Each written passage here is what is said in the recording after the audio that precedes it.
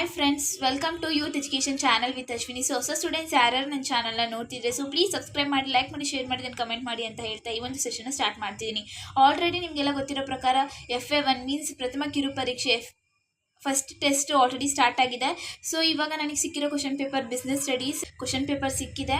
So 40 ಮಾರ್ಕ್ಸಿಗೆ. So ಯಾರಿಗೆ ಇನ್ನೂ business studies test ಆಗಿಲ್ಲ, ಸೊ ಈ ಒಂದು ಕ್ವಶನ್ ಪೇಪರ್ನ ರೆಫರ್ ಮಾಡಿ ಹಾಗೆ ಒಳ್ಳೆ ಅಂಕ ತೆಗಿರಿ.